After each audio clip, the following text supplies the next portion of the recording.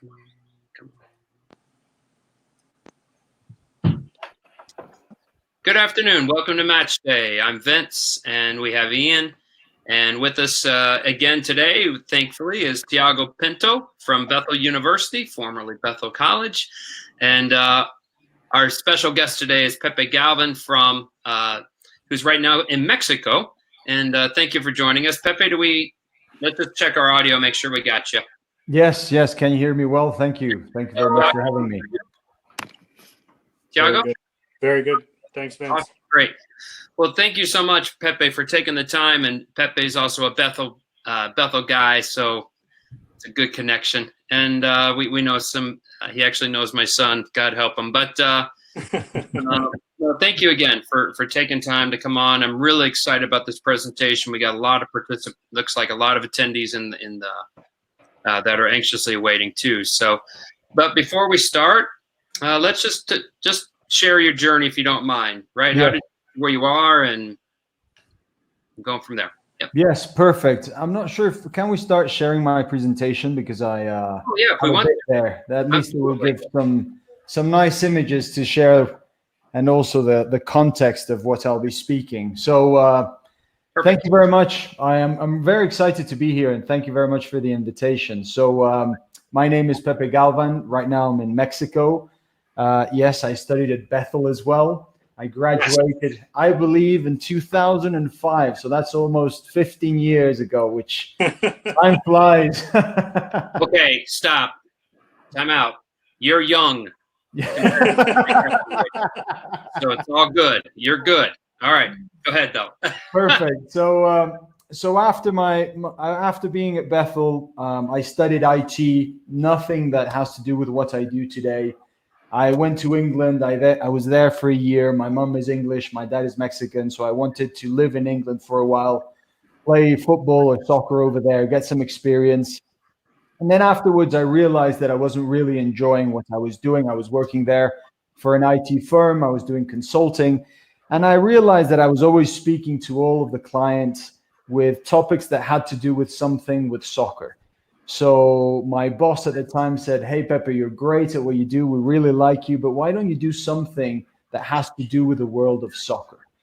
So I said, "Okay, yeah, you're right. I always end up speaking about this sport, and I had this big interest in doing something and really following that path and understanding how I could work in the industry of soccer." So what I did is I went to Madrid and I studied an MBA with the University of Real Madrid. And they have an MBA program in sports management. And it was great. And one of the things that they do is study how the world of sports works in the US. So they do a yearly trip to New York, visiting the NFL, the NBA, the NHL, and MLS. So at the time, MLS, this was in 2006, I believe 2007, sorry. And MLS was just growing. And while they were speaking to us, I said, "This is great. It's great what you guys are doing. I would love to be part of this." I asked for an interview. They said, "No, you're crazy. We don't give interviews to people that we don't know."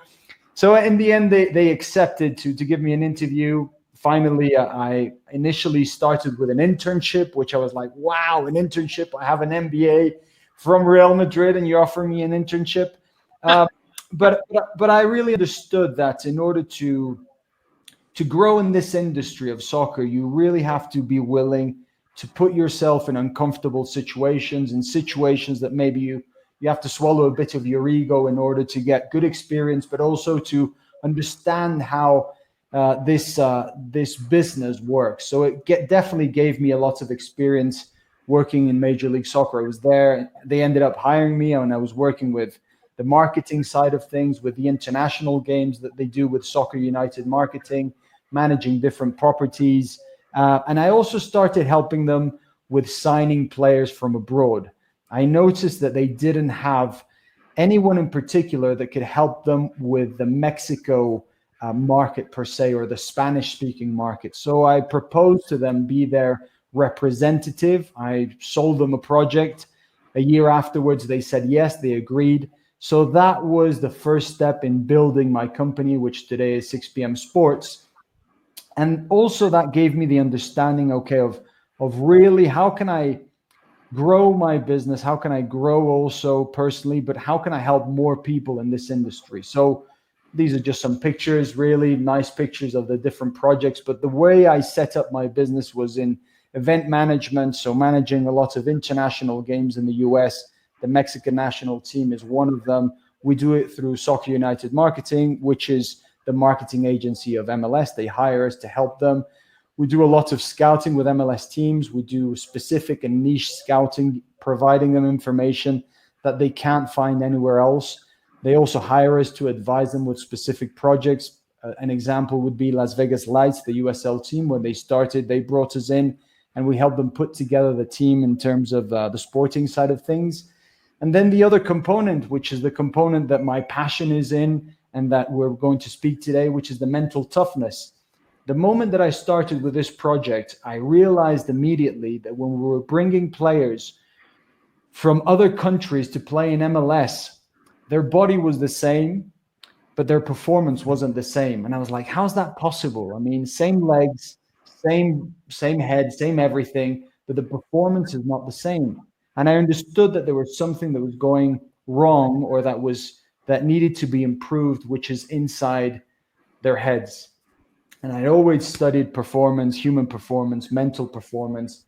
And I started offering my services as coaching services for players. And many of them said, no, you're crazy. That's not a good idea. But a couple of players said yes. And bit by bit, I started showing them specific tools that could help them. So I've been doing this for 10 years now, or over 10 years. And I'm going to show you a very simple model that I've put together that I've seen that gives results to players, that makes it easy, that you can follow and that you can also apply with you. A lot of the players, when they come to me, they say, hey, find me a team, Pepe. I'm like, I'm not an agent. That's not the way I work. But if your performance is not the one that you're expecting, then definitely that's going to affect negatively how you're going to play for a team. So I'm going to provide you with this framework, which I call the 0 excuses, which is in English, and Spanish is Cero Excusas, which is a brand that we built. And I'll just show you previously, just quickly. You can see here the picture with Juan Carlos Osorio, who was the former Mexican national team. And he loved that phrase. He embraced the phrase. He actually wore that T-shirt previously to the World Cup. It was a big media thing here in Mexico. Even in the US, they're asking, what's a 0 excuses, 0 excuses? Well, that's our brand. That's what we do. We never, hired him to use it. He really embraced the whole idea. And that definitely gave us a push, let's say. But this is something that we do specific with only a couple of players and coaches as well. But I really believe that this changes a lot of the mindset of a player, but also coaches as well. So feel free to ask me any questions or stop me. I was just looking at the picture of the TED Talk. So yes, you presented a TED. Yes, as well. I gave a TED Talk actually here in Mexico in my hometown, and that was actually speaking about my journey, and it was called a second chance to your dreams. And basically, the whole idea was, look, I had this massive dream of playing professionally and helping, and what I wanted to do is every time that I scored a goal, I wanted to take my T-shirt off, which you can't do now, and have a phrase that would send a message towards the world. And I saw this, I imagined this, and even when I was playing with my friends, I would take it off and I would have something just with a phrase underneath it. And obviously I wasn't able to do it that way, but then I realized that it was not only the way I can do it, there were more ways that I could do it. And now with all the players that I work with and coaches, I see that they have a massive audience that they can touch. And if they're really connected with their message and it's a message that empowers others, why not help them do that? So now I've seen that I can do that with many other players. So I help them in many different fronts. I'm involved in many different projects in the world of soccer, specifically between Mexico and the US. But it's with that goal of helping people understand that we can all be captains of our own destiny. And I know that sounds very nice, I know it's very challenging, but I want to show you this model that I've seen has helped a lot. No, that's great. So we had someone that said they couldn't see your presentation. I can see you just fine. Okay. I'm not sure what's going on, but I was going to ask Thiago. So you two were teammates, I think, right? Because Thiago, you at Bethel, right? I mean, because I think Thiago, you also graduated in like 05. Yeah. Played together with Pepe. We were teammates and roommates, and so almost 20 years ago. So you have some stories. What's that? You have some good stories. Then we can maybe share later. A few. Maybe we'll save it for the end. We'll save it for the end. All right. So Pepe, please don't let me prolong it. Let's go ahead and get started with your presentation if you want. Perfect. Yes. So we called it 0 excuses to win. And immediately when somebody asks me, hey, that's a big promise. With this, I'm always going to win. And I would say it depends. It depends a lot, and I'll take you through it. But this is not a system that is perfect. We're seeking for you to build this mental toughness that is perfect or that you are perfect. On the contrary, 0 excuses is understanding that we're all human beings, that there are components of us that make it very challenging, but also just navigating this world, navigating the world of soccer is a challenge. It's very hard. I will never say it's simple, but the whole idea of this is that with all the information that's out there, that we can have a very simple system that we can apply towards us, to our projects, but also to the players that we're working with, because that's very challenging sometimes. You know, a player has goals, dreams, but then it's hard to really guide them. So usually what we think is that we have a plan and you say, yes, this is where I'm at and this is where I'm going. And we just think it's a straight line. And then once we start walking, we figure it out and we're like, oh no, gee, it was way harder than what I thought. So there are five steps that I would consider and that I work with this view of 0 excuses, which is identifying where I'm at right now, where I'm going, why am I going, the obstacles that I could potentially find, and then having a map to get there. So this is just a model, so we can see it, and I'll be going one by one. So the first one is where am I? So this is a component that it's very easy when you're working with somebody, and let's say a player or ourselves, we all have goals, dreams, and aspirations, and it's very easy in a way to really project ourselves into the future and have this great goal and everything. But the challenge that I notice is that usually we're not very clear with where we're standing today. We can dream of where we're going, but if you really are very specific, most people don't know where they're at. And we have to be very honest where we're at this point if we want to make progress. Because I'll just use a simple example. There's this player that only plays Sunday league, and in his head, in his mind, he's thinking, it's just I'm one game away of playing at Real Madrid. And he lives in that fantasy, and he's not being real with where he's standing. So it's important that we understand where we're at in order to make progress. Because if we're not, we might make progress, but we will think that we haven't because where our head is taking us is too far away. So my first goal is to really help the player or the coach understand, where are you? Let's just be clear. Let's take our emotions away. Are you at an amateur level, college level, semi-pro, pro C, B, A, world class? You know, this ladder is a long ladder, but we have to really recognize where we're standing, because if we don't do that, it's very hard then to make progress. And my goal is always to help the player or the coach just take them to the next step, because usually you can do that. And the next step sometimes is this: you're a bench player. Now the goal is to be a regular sub, and then from there a starter. And then from there, okay, potentially to the next level, but just the next level. But it's always focusing on those goals and bringing them as close as we can, because this helps us build momentum. And with momentum, we build confidence. And with confidence, then we improve performance.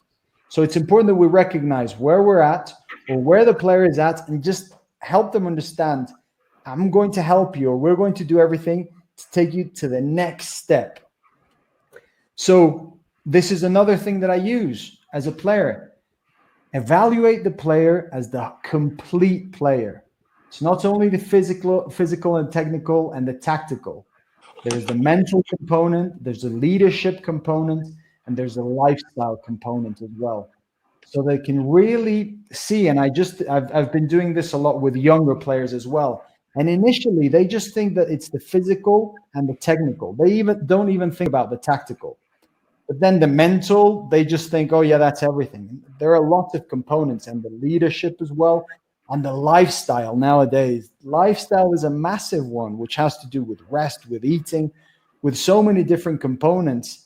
I'm very impressed with many young players that when you speak about resting, they think that's something negative. And I actually tell them within the complete player, resting is a big, big component. So once we evaluate these three things, the player or us, we know where we stand or where the player stands. And that's much better. That's the first stage there. So if there are any questions there, please feel free to ask them. No, Thiago, feel free to ask if you want, or Ian if you want. Right now, we don't have any in the chat box, so it's good. Perfect, excellent. So now it's the second step. Okay, where am I going? Obviously, that's important. Where do I want to go? Where am I taking my career? So once we know where we're at, okay, when I'm setting goals with a player, I divide them in two: outcome goals and performance goals. And this is very important for our minds because the outcome goal is the one that we don't control, but we can influence. So let's say we're working with a forward and we say, okay, what's the outcome goal? Score 10 goals by the end of the season. And I asked the player, do you control that? And most players say yes. And I said, no, you don't, because if you did control it, you would always get it. So we don't control the outcome goals. Yep. We control the performance goals. So the important thing is that we help the player and also us is to evaluate our performance goals and make sure that the performance goals are influencing the outcome goal. But the outcome goal has to be the next step.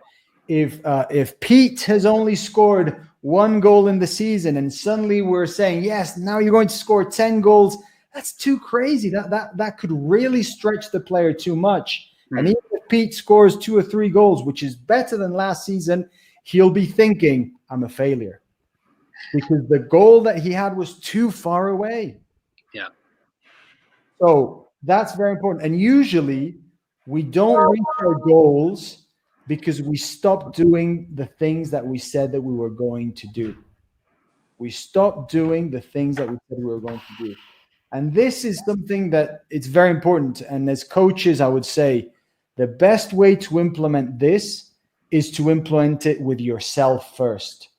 Because it's impossible if you're just telling your players about this and we're not really applying it with us, it's going to be difficult. And players, and at all levels, and I work with pro players at big levels, national teams and everything. And it's not about what I say, it's what I do. And it really influences that. And in order to buy their confidence, they'll pay attention a lot, not to what you're saying only, is what you're doing as well. So when I work with a player, and I'm just going to show you quickly here, when I'm working on the performance goals and we said, okay, do 10 free kicks after practice, let's say 2,500 calories in the day, whatever. And I always tell them, we have 2 boxes, yay or nay. And we can only, this is performance. This is something you can control. And if you did it or you didn't do it. And a player asked him, so did you do what you said you were going to do? Well, the thing is that, something happened and it started raining. And I said, stop there. Yep. Here, there's only space to put a check or a cross. There's no space for excuses. So that's why it's very important to help and understand that we should focus on the things that we can control. And definitely this helps us with our mental toughness. So these are just simple exercises that I share with players and I'm sharing with you. And these are ways that you can also use to explain to your player that, like this very simple check mark, it's like you did it or you didn't. There's no space for an excuse here because you said that you were going to do it. And most of the times we fail, not because we didn't have a goal. It was because it was too far away, or we stopped doing the things that we said we were going to do. Very good. Very good. Yes, please continue. We just have a few comments. Rob, who is a college coach as well. Yes. It's great that you're basically talking about actions and yes, greater than words, right? So it's perfect. Wonderful. Exactly. And the other thing is just my goal has always been to be as much as I can in the trenches with the player and the coach, because I understand the pressure, I understand the landscape, I understand the other components that affect the life and the industry of soccer. It's not only about speaking about it. My own business is around this, so I also apply it with myself, my team, my business as well. It's not only preaching, and I know it's not easy, but we can improve really our performance when we start to recognize that there's a lot that we can always do every single day to get better. Yeah. So then the next thing within the second part of where am I going, and this was part of the 0 excuses to win, is to help the player recognize and define what success and winning means to him or to her. Usually you will find out that players and human beings have their definitions of success or winning based on what they've read or what they've seen, but not something that they've really stopped and decided to define. And what's the exercise that I do? I do this with players and coaches. I've done this with players that won all the money in the world, or coaches that have won all the championship. And I say, write the name of a person that you consider successful, a winner, and that you admire. 99.9%, they write down names. And I said, okay, now write the qualities of this person. And when they tell me what name they wrote or names they wrote, they never say their name. And I always ask them, why didn't you put your name? And they're like, well, the thing. I was like, why? I mean, you've won everything. What are you waiting for in order to put yourself as a successful person or as a winner? And usually it's because the definition doesn't help them, or there's the idea of perfection of one day, and then once they cross that finish line, that's it. Or if other people decide to name them successful or winners. And what this does, and in my experience, is that there's always a sense of lack within the player, but not lack in a good way, lack that they're not enough. And this is very challenging mentally, because you can always see that this affects their performance or their confidence. And I've seen it with coaches as well, because their doubts come because they're like, you know what, this imposter syndrome. Well, they'll find out that I'm not that good. There's still more I can learn. I always say, yes, that's part of life. But your definition of success and winning, in my opinion, whatever it is, should depend on you and not others. Because the moment that we depend on others or the media, because this happens to players, who's the best player? We could have this verbal diarrhea all day long to decide who's the best one. And who's right? I mean, right. Who knows? That is very subjective to who's deciding. So that's why it's important that the coach or the player really sits down and decides, what does success mean to me? And how can I reach it? And when do I know I've reached it? And in my experience, and also in everything that you'll study that has to do with mental toughness, is bringing it back to something that you can control. Yep. Very good. So that's the second step. Okay. Then the third one is, helping the player recognize where the soccer come within their life. So it's defining what's their purpose and what are their missions. So the way that I explain it, because usually we get confused with purpose and mission, and we just use them as we think, as it comes. Oh, what's your purpose in life? And somebody would answer, well, my mission in life is, so it's not clear. So this is all of these things, I've studied them. It's not that like I'm just coming up with all these ideas. But what helps is to understand that purpose for all human beings, even human beings that you would say, I don't respect them or they're doing bad things in a sense, is to help always. In some way or another is to help myself or others. So is helping the player or the coach identify how do you want to help? And then the mission is the tool that you're going to use. So how does soccer, how do you use soccer to fulfill that purpose in your life? That's the whole idea. And that first you're a human being and then you're a soccer player or then you're a soccer coach, not the other way around. Right. You know, because there's this phrase that says, if you think that soccer is everything in life, you don't know anything about life and you don't know anything about soccer. So I think that's a very powerful message, which we all love the game.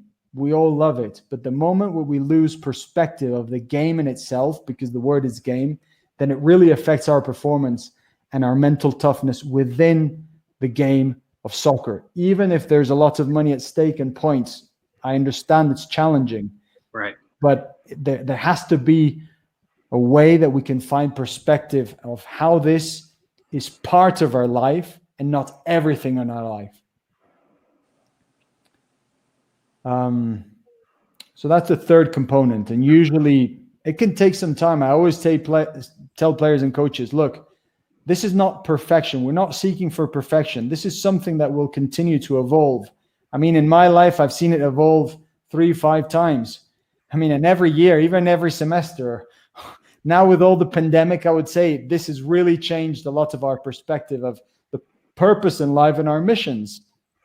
And that's the whole part of it, that this is something that we can change, we can move, we can adapt, but it's a roadmap that we can use whenever we're working towards something. How does this fit into my life? Very good.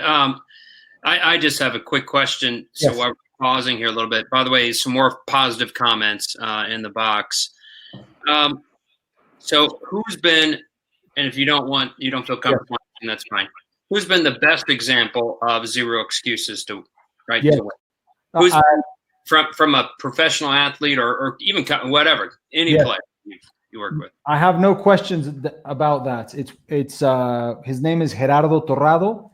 He is currently the head of the Mexican national teams. Yep. He played 3 World Cups with Mexico. I mean, he's a good, solid player that played in Mexico, played in Europe as well. So my follow-up question is why? Like, what got him there to that status in your mind? Yes. So when he came to work with me, he was playing with Cruz Azul. He had already played 3 World Cups. He was a true professional on and off the pitch, which I would say is very important. But what we were working on is that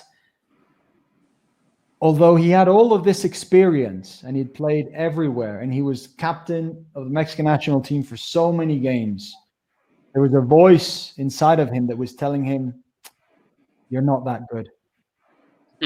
You know, you're not that good. You don't deserve this. And I won't go into all the details. Yeah, that's fine. I would say that besides all of the components that made him a great pro on and off the field, was his willingness always to be open to learn. And that's something that I see that coaches and players that play or at the biggest levels, they're always open to learn, especially those that more that they're playing in Europe or whatever, is that they've really, really done the best that they can with what they've been given. Yeah. You know, and not all of us can play, World Cups, and that's okay. That's part of life. Just because of, I have flat feet, I could never be a fast player. I didn't decide that. Was that my problem? Okay, sorry. Go ahead. No, you're right. You're right. No, keep going. We do have a question in the box, though. But yes. Go ahead, your thought. So he's the clear example. And now, and after, he played for Indy 11, and the team didn't have showers, didn't have a restroom. So the way they would take a shower is just with a hose. That was it. And him, instead of saying, no, I'm too good for this, he would go and do it. And he said, because I want to be part of the team. And for me, that's very important. And this, in mental toughness, you will always hear it from different experts that they say the beginner's mind. Whenever you approach something, as much as you can, see it with an opportunity to learn always. And I think he was the clear example because of that. And he was always responsible. Even if things didn't go as he expected, he was never pointing fingers, blaming others. And Zero Excuses is really understanding that I'm responsible. That doesn't mean that I'm guilty, because I have this capacity of responding to a situation. And that's why I think of him always. And I always use him as an example. And it's great that we continue to work together. Yeah, thank you. No, it's yes. Fantastic. So the question is, Yes. so everything going on right now, Yes. we mean everything, besides just COVID. How would you approach the mental aspect with your players right now in this moment, or some ideas or a thought? Yes. Yeah. That's a very good question. So the way that I would approach it is this way. Where am I? Where am I going? And, I'll finish the process. But one of the things that makes it challenging is that players say, I want to play. I want to play games. And they only associate that they are soccer players when they're on the pitch playing a game. And that's when I bring them the complete soccer player. And I say, okay, let's evaluate everything. Where do you stand?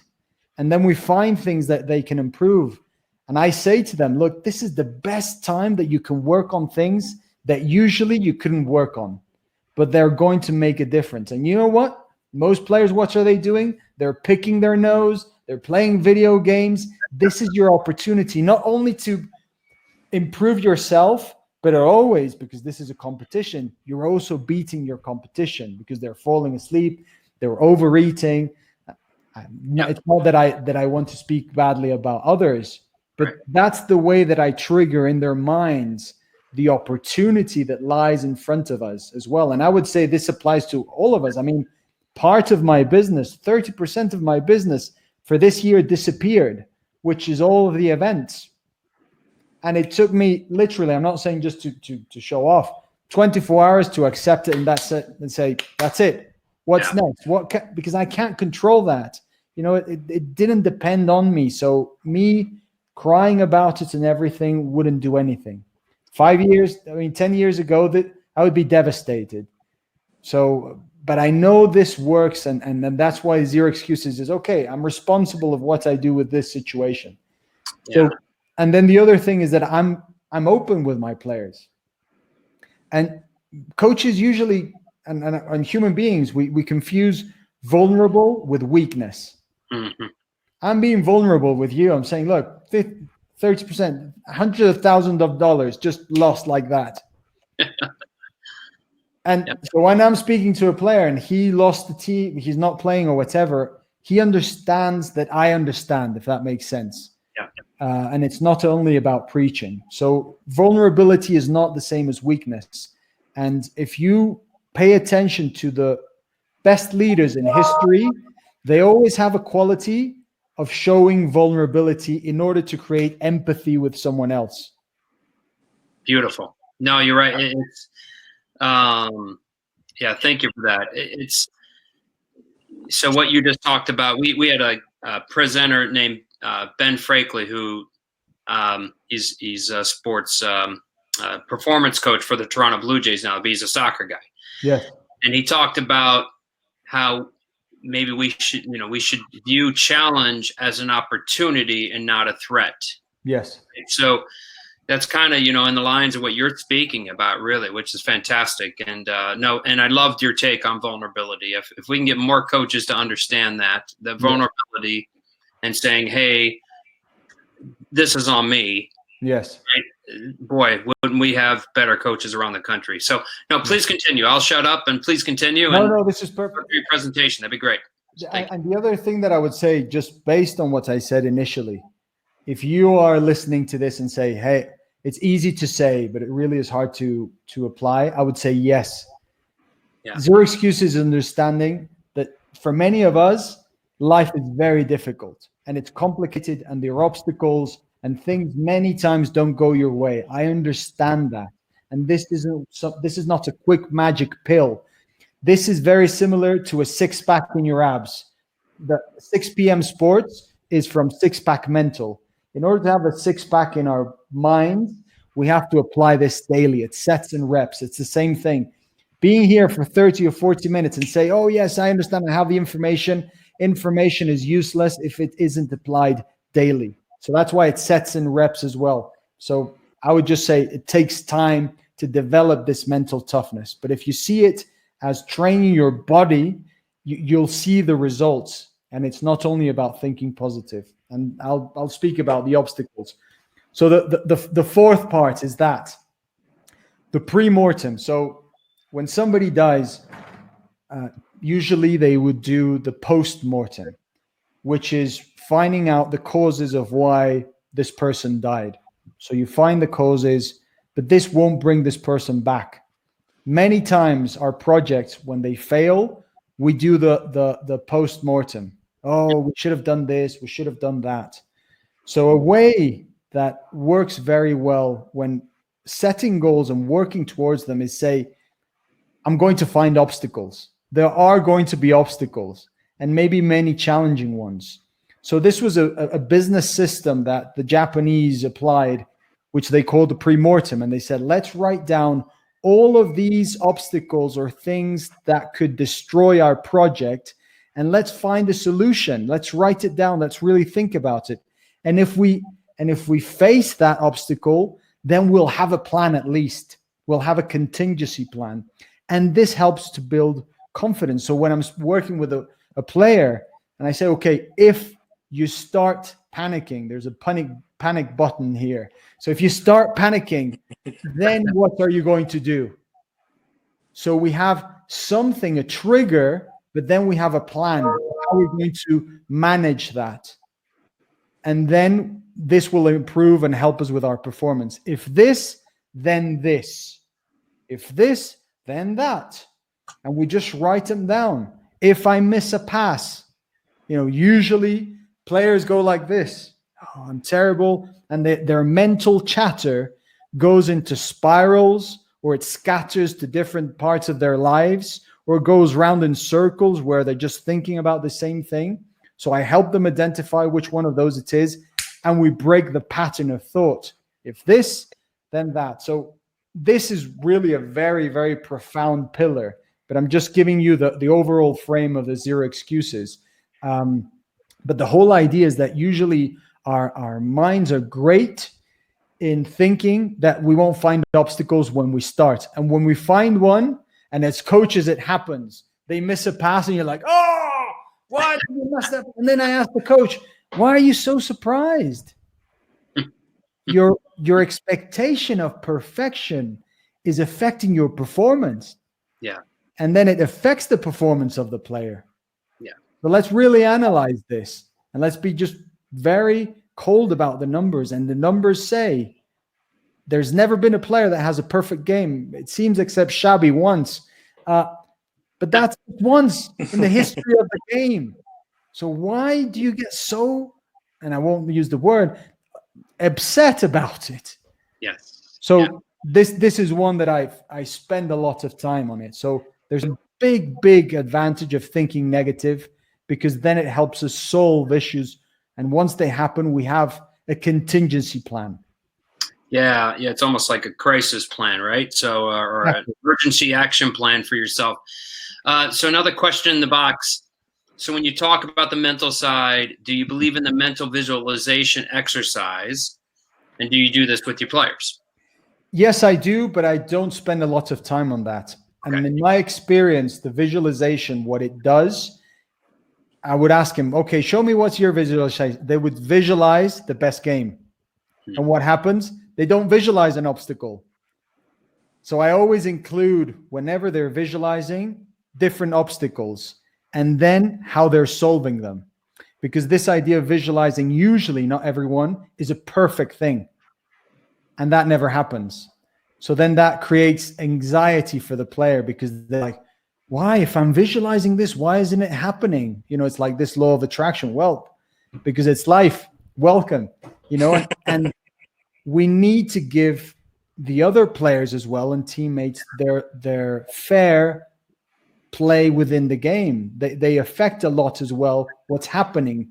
So it's not only about visualizing. So yes, I do it, but it's not the key pillar, if that makes sense. And if I do it, I make sure I'm always including obstacles. And if this happens, now let's solve it. Great. No, this is fantastic. Please continue as much as. Yes. So, and this is the last part. And this one is one that I love in particular. And this is part of one of the programs that I work with. And it's called the Capitano, which is the captain character. The whole idea of Zero Excuses is I'm the captain of my own destiny. I'm responsible of my life. But this idea of El Capitano is to help the player or ourselves build a character that helps us perform on our field of play. All of us have a field of play. Sorry. That's all right. All of us have a field of play. Yes. Yeah. And I'm going to speak about my experience, and Thiago knows me very well. When I was younger, I was very shy. In my teens, I was very, very shy. And even in college, I found it very hard to speak to people that I didn't know. Girls, I couldn't speak to them. Presentations, I couldn't do them. In high school, I got kicked out because one of the important presentations that I had to do, I choked. Mm-hmm. So this doesn't come naturally to me. This is something that I've trained. This is a character that you're seeing that I've activated. But once this computer turns off, I go back to the normal Pepe. This is Pepe that helps me perform here. Right. If you see my TED Talk, it's the same thing. I was performing there. So sorry, for some reason they're calling me. I apologize. But this is very important that we all recognize to help players find this character that helps them in their performance. And there are a series of things okay, let's build this character. What's the name of the character? How do they think? How do they talk? How do they walk? And what's the artifact? For me, it's this watch. That is that trigger that I know that I'm performing this character, this alter ego per se. And you can see in the industry, and especially in the arts industry, you will see how all of these performers create these alter egos that help them perform on their field of play. So, and this is something that's very, very important, that we can identify and find this character that helps us improve on our field of play. So for coaches, many times is, well, if I know that whenever a player misses a pass or two passes, and that's a trigger for me that affects my performance, then I need to build a character that has a way of thinking and performing that isn't triggered immediately by that, if that makes sense. Yes. Yeah. I'm sorry, but somebody's calling me several times. I apologize. I'm not sure if it's an urgency. Just give me 1 minute. I just want to make sure it's nothing with my. Yeah, no. Vince, I would say, as he checks that, I think that, looking back at the Friday, you guys had Coach Bobby from Wake Forest. Yes. And there was some good questions, and especially from a youth coach, how do we relate to this? And I think he's, in terms of player development, and one word that he used is accountability. And I think that, the one thing that Pepe has talked about is there's a level of accountability that's very important that brings to this, to our journey as coaches and to players. Yeah. But also, the one thing that he talks about is the level of credibility as well. So it's too often we use accountability, which is very, very important, I think, in the soccer world, because it's a world that has a lot of ambition. I think every young player dreams of playing professional. If you've played the game, it's a world's game. It's an amazing, it's the beautiful game. It can win your heart and break your heart. But in everybody, there's so much ambition. I think having known Pepe for a long time and worked with him, I think what he does so well is being able to bring that level of awareness, the reality of awareness, and a different way of thinking, from that ambition to performance where there's no excuse to what you do.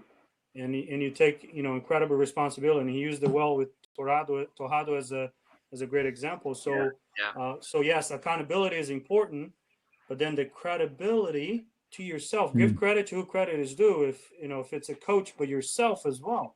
Not with pride and an ego, but then that translates to a level of preparation that makes the difference. And so I'll encourage coaches who are watching this to really check more of Pepe's stuff on his site. Or I know that time will be running out here soon, but no, I'm just going to put your information up here, Pepe. Yes. So just a quick question for you. If people ask, can I share this deck with them? Yes, please feel free to share it with everyone. Yeah. Thank you. So if anyone that is listening, I'm more than happy if you email me. I'll put my email in the chat box. You can email me, and I'm more than happy to share the presentation. We do have a question. Yes. Trying to say, the question is, who chooses the captain on the field? Is it the coach or the administration? I think that's a great question. It is. I'll just approach it how I usually approach it with anyone that I'm working with. I always say to them, look, there's a big difference between being the captain, but also the leader. And I always say we're all leaders on the field as well, but we have to recognize who is the person that's in charge and representing us. But the armband doesn't really say, oh, just because he or she has it, then they're the most important ones. So I think that each coach and each team has a different way, and I think many of them work properly, but it's really important that the team understands why they're doing it that way. And many times players don't know why. And the coach, he says that he's the captain or she's the captain. Well, why? Because I said so. So that obviously closes the communication and the team building within the team. So I always believe it's important that at least you're explaining why. What's the reason behind it? And if you decided, which you're entitled and you can do that, at least other players say, okay, you told me why. And I see that many times, unfortunately, coaches close that conversation. They're like, I shouldn't be telling you anything. But what happens?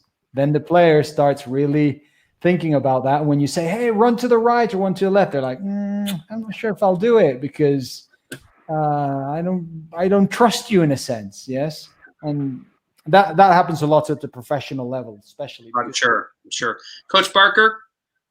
Well, thank you, Thiago, for the lead on Pepe. And Pepe, thank you so much for a lot of your generous time and the enthusiasm with which you present your content. The one comment, the one thing that came to my mind was when you were talking about getting yourself right before you help your athlete or you help the coach. And we always think about that, when you're in an airplane, it says if the oxygen falls, put it on yourself first, because until you have protected yourself, you can't then help other people. Yes. And sometimes as coaches, I think we don't look after ourselves well enough with our work habits and our rest or the way we take pressure. Yes. And then we try to help our athletes. So that particular message was a very powerful part for me. So thank you for that. Yes. Thank you. Yes. I would say it's the most challenging one. Sure. Yeah, no, you're right. Yeah, thank you so much, and for coming on and spending your gracious time with us. And I hope the phone call was okay and nothing. Yes. It was a delivery. Yeah, that's important though. What are you talking about? You got to take care of yourself. Yes. But no, Thiago, thank you so much. And when I do get back to South Bend, Hacienda's on me.